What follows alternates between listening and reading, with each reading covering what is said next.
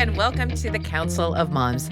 I'm Lisa Valentine Clark, your host. The Council of Moms is a safe place where we come together and share recipes and hand sanitizer. Just kidding. The Council of Moms is a place where we let it all hang out. We are real. We're real moms giving you real help in real time. And as always, the Council of Moms made with real moms. And today we've got some more real moms here to help you with your questions, which we'll get to right away. But first, I want to introduce the moms. We have Emilie, Whitney, and Ruth, and I will let them introduce themselves. Hi, I'm Emilie Campbell. I'm the mom of three, very spread out, very different phases of life. I've got a 23-year-old daughter and an 18-year-old son who is severely disabled. He has autism and epilepsy and a bunch of other diagnoses.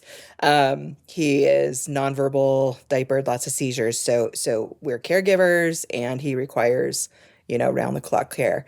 And then I have a 10-year-old. So we're all over the place. I've got, kids in such different phases of life. So I have a lot of different perspectives all at the same time, which is kind of different. But, yeah.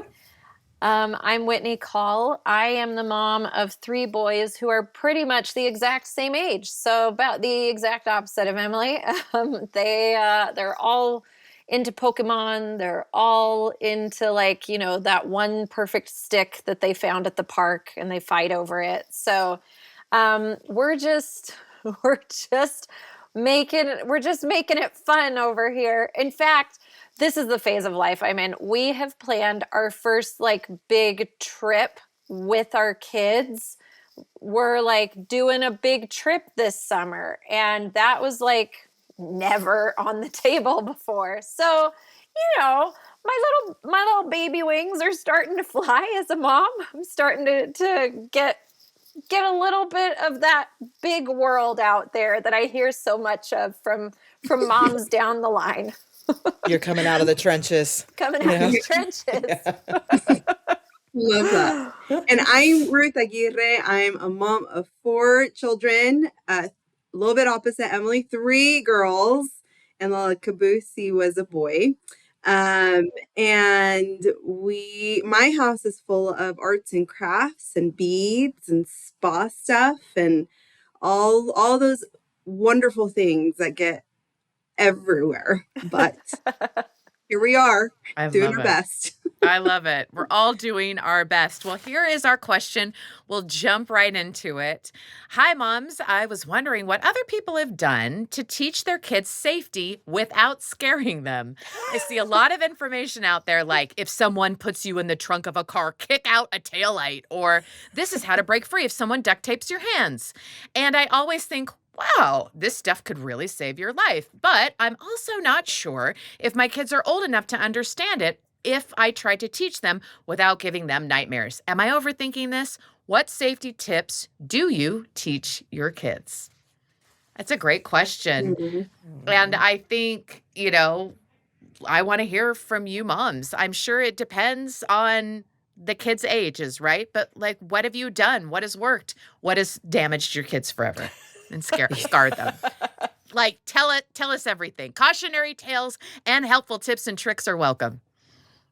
Well, that's tricky. And I think I can see in my own kids how their personality makes a huge difference too. Mm-hmm. Like my oldest, my daughter, she is she's nervous, and she's an adult. She's 23, and she's not very trusting of strangers, and I wouldn't say that she's, very brave. And I think, oh, you got scared of something somewhere, and she's a little bit hypervigilant, which might come from being a, disability sibling. But I kind of wish that maybe when she was younger, we pushed her to do some harder things.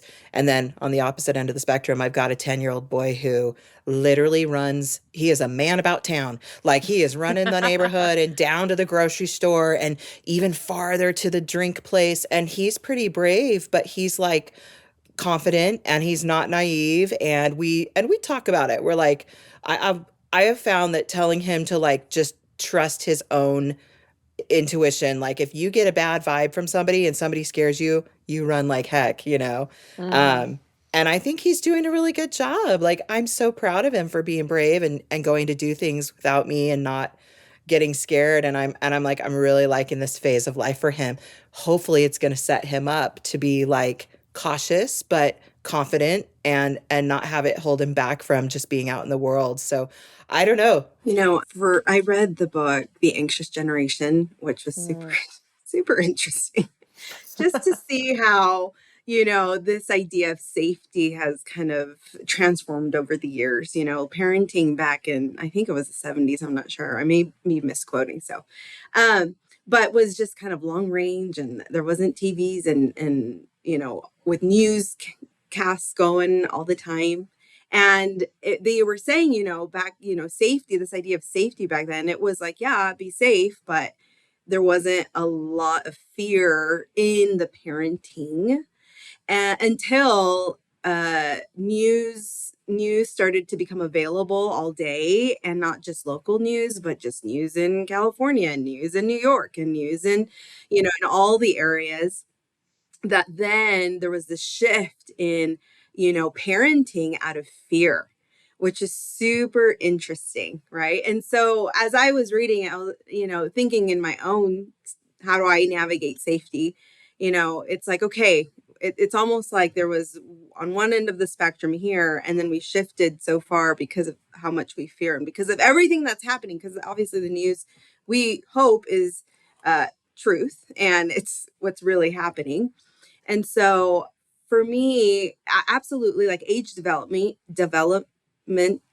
is appropriate stuff is important. I remember my oldest, like Emilie, was is kind of shy and quiet. I can't remember what things have happened where she didn't really like say anything, or I had to get it out of her to tell me like what happened at recess, and nothing bad, but just these traits that I started noticing. And so I remember when we were walking home from school one day, we were talking about it and just talking about the need to speak up as a form of safety, right? Mm-hmm. And it was very tailored to her, because Oh, I haven't had wow. to have that talk with other children because of personality styles. And so as we were talking about safety and talking up and speaking up, let's just say a car comes and some stranger that you don't know wants to just grab your arm and take you.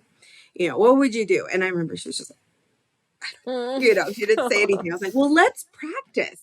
I felt like, well, let's role play, because this particular child I knew would struggle to even like yell or even Mm. say, hey, stop, or I things know. like I that. think we've all, I mean, have you all have kids who are like, oh, you want me to go there? Yeah. Okay, cool.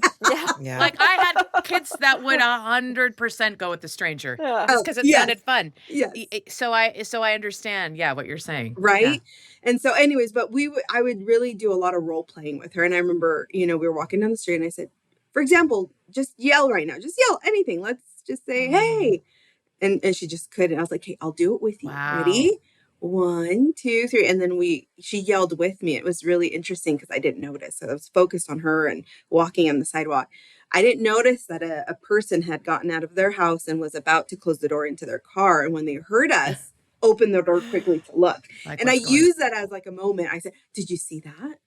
Did you see how you grab the attention of someone else? So when there's a need and you can do this can just help Mm. you let someone else know. In this case, it was with a That's person smart. out in the community.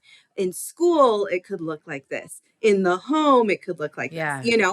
But I would say, like, again, what we teach them, we can role play with them. And I think that helps to drive the idea and the concept a little bit better.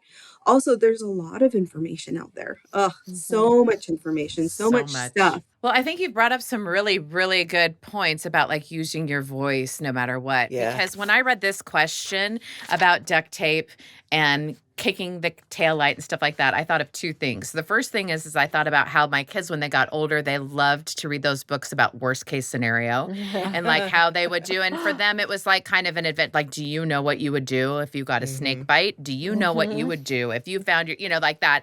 And I think, okay, I think sometimes young brains like to to do that, it gives them this sense of control or adventure of like, what would I do in an emergency? And then I think the second thing I thought of is what is the real danger here? The likelihood of them being put in a trunk is less than the likelihood of them being harmed by someone they know, right?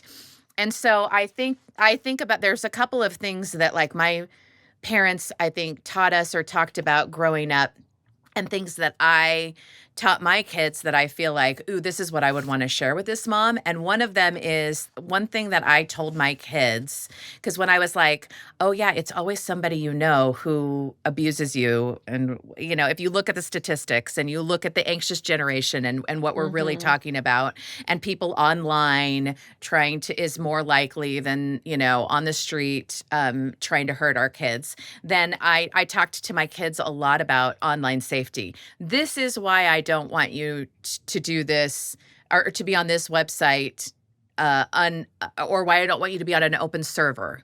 This is why I don't want you to play this nice game that is not bad, and I'm not, being a prude about it, but it's not a bad game, but this open server and anybody can talk to you. Did you know that adults try to trick kids? Was a conversation that I talked about a lot. And they're really, really good at it. And then I would invite my kids to also help me. There's a lot of online safety training like that they did at the schools. And I'd say, well, tell me what you learned. Well, let's talk about that. What rules could we have so that it keeps you safe? Because mom didn't have this when she was younger. Let's talk about it. So we talked a lot about those things. Another thing that I told my kids, and I always told them, is I will believe you no matter what. So if you say you get an icky feeling from somebody or somebody who I know, one of our friends or family members says something uncomfortable to you or does something to you and you are nervous about telling me, you just need to know, and I'm telling you right now, that I will always believe you. And that you can tell me no matter what and no matter who it is. And for some reason, that feels so heavy, right? But that, I think, of teaching somebody safety without scaring them, just leading on the, I don't know all the scenarios that somebody could hurt you where you wouldn't be safe. But just so you know, you can always come to me. And my job is to protect you. And being really clear about those things has helped open up conversations for my kids, no matter what age they are at different development, for okay, well, what about this? Or this happened and it was weird. Or this happened to my friend. Or what do you think about that? And that and I loved what Ruth said too about sort of the autonomy of you can scream and ask anybody for help, or if you feel unsafe and you don't know what to do, go look for a mom with little kids. I would always tell them you can ask for strangers for help, and here's who I would go to. Yes. Or those kinds of things help to teach safety in a way of be aware. And as my kids have gotten older, I also, or worked jobs later and are out late, I would always say just be aware of your surroundings. Be aware of what's going on. Don't be looking at your phone as you're walking to your car. Here's why. Those specific things that I feel keep me safe. It then becomes this idea about teaching safety just as a way to exist in society, not to scare them, of saying, I still do these kinds of things, and here's how I stay safe, or here's how I keep anonymity on the internet, which I don't really do a great job of, but and that can keep them safe. And they have come to me to been hey, mom, you might not want to do this, or I can't believe you have this, you need to. They have given me safety tips for online and in real life now as adults, of things that I haven't even thought about, because they are more technologically savvy than I am. But sorry, Whitney, what were you going to say? No, I love what you're talking about with normalizing it. I know with younger kids, when we're about to have a talk, they can feel that, what is the talk? And they normally get whoa, and we heard a friend of ours talking about how every day after school, when their kids get home, they always ask their kids, hey, were there any moments at school that you felt unsafe? And it's just one of the questions that they ask when they come home from school. And so we've started making that one of our after school questions was, hey, was there any moment that you felt unsafe? Because it just normalizes it so that it's hey, this doesn't have to be we're going to have a talk. It's going to be hey, were there any moments when something happened? And usually it's a no. But now even sometimes one of my kids will come home and be yeah, there was a moment I felt unsafe because, like, you know, one of my friend's moms was like really angry at her kid, and that felt a little like uncomfortable for me to be there. And I was like, oh, well, let's talk about, you know, like, it's because it's part of the conversation now. It doesn't have to become this like scary thing. It's just part of life. Um, there are so many resources, especially for younger kids, about safety online and with safety around people that you know and don't know. We have a ton of books about consent and boundaries and online safety that just like give you the language, right? And they're so good at it. They make it like thorough, but not, you know, like someone's waiting around the corner, you know, sort of thing. But like, we talk a lot in our family about the difference between secrets and surprises. How when an adult asks you to keep a secret, that's not safe. But if it's a surprise and they're going, like, everyone's going to find out in a short amount of time, then great. Like, we can keep a surprise present from your brother for Christmas, or we can keep it a surprise that we're going to go out for dad's birthday, or, you know, something like that. But if it's like, no, you don't tell anyone about this, then that's an unsafe thing, you know, like just getting the like glossary kind of woven in. And then we just bring it up sometimes. I'm so surprised at what my kids forget. Like, there are moments like we're reading Harry Potter together and I'm like, hey, so when Hagrid asks Harry to keep this a secret from the other teachers, is that a safe thing to do? And they're like, no. They're like, Hagrid shouldn't be asking students to keep secrets. And I'm like, no, he shouldn't. And that's maybe something that they need to talk to a trusted adult. And we, you know, they know, like, who are your trusted adults at school, at home, when you're at friends? Yeah. Like, who is a trusted adult at church? And anyway, I think just weaving that language in, you know what to graduate to as they get older. I mean, we talk more about, I have experiences in my family with addiction, and so we talk a little bit more regularly now about like, hey, let's be aware of like what things are kind of drawing you in, especially like on computers and when your brain is just shutting off. Like, why do you want to shut off? What are you trying to like kind of numb out from? And we just like, you know, we try to make that something that, that's not like, okay, something came up and now we need to talk about this. It's just the daily conversation now. And I feel like, you know, we haven't necessarily been in a situation yet where we need to talk about something huge, but we have like had them talk to us about enough small things that I'm like, okay, I'm hoping that we're setting these foundational blocks that the big things can be addressed if they come up, you know?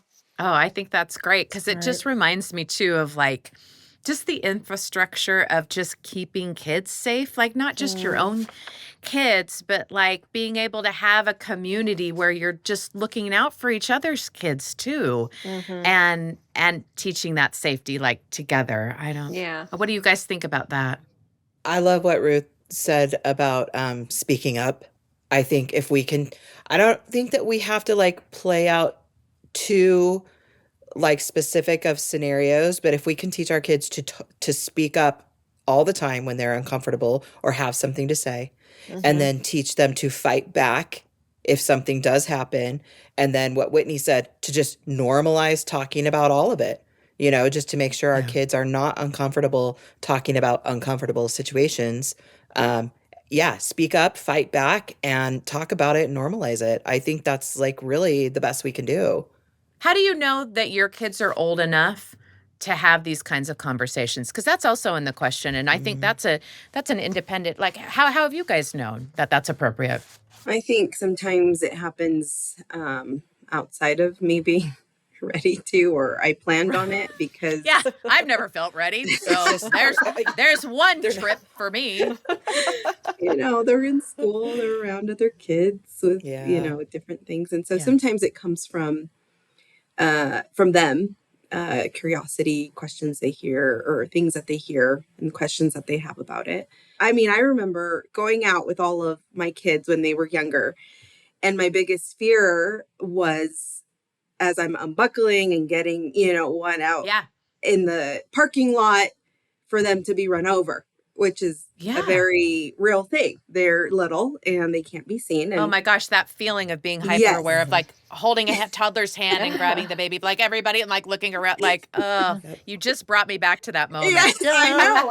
I'm not there anymore, but my body right now is kind of sweating remembering Yeah, that because it was, it was really intense. And I remember when they were younger, I just had to be a little bit more straightforward and maybe a little bit more fear-based. Hey, you need to stay by me because Yeah. they can't see you and you will be run over. And I don't Yeah. want that. Yeah. And some people might look at that like, wow, that was No, but that's a good point of like, no, I want you to be a little scared. I I don't want want you you to to have be a little nightmares and be scared. Yes. traumatized, but I do want you to understand that it's not just like, will you please do this? It's like, but Right. you need to The do stove this. is hot, right? The Like stove is Yes. hot. it Yes. burns Stove you. is hot. Mm-hmm. You Yeah. I got run over remember, by a car when I was 5 and I almost Well, died. don't say that. I put the fear into my kids about that. I'm telling you. I can feel the trauma in me when kids are close to the street. I can feel it and I'm like, Oh. so I'm with you, Ruth. It's okay. You're allowed to say that. And I don't Yeah. ever think they're too young to teach them, of course, safety like that. And I never think our kids are too young to teach them to speak up Okay. and use their Okay. voice. Yeah. Right. Yeah, that's a Yeah. good point. It reminds me and makes me feel for my dad. I used to always just kind of roll my eyes at my dad. This is something that he said to me my entire life. And he just would be like, the world is full of crazy, weird people. And I was He's always right. like, okay, all right. Like, are you just like over it or whatever? And he'd be like, Lisa, the world is full. And when I was younger, I'd be like, I thought he was just, and now I'm older and I'm like, you just got to be careful. You just don't know, and I want my kids to walk confidently through the world, but I also want them to have their eyes wide open. And so I think now I know what my dad meant by that of like, there are people out there that are not just like, oh, hey, how are you doing? And want to make friends. Good There are people intentions. that have bad intentions out there, and you also need to be aware of that. And it's a horrible reality to have to teach your kids at any age. And he was parenting in the 70s. Remember, Lisa, when we were little in the 70s and Yes. 80s? There were In the campaigns 80s. after school, on Saturdays, at school, on TV, all the time about getting kidnapped.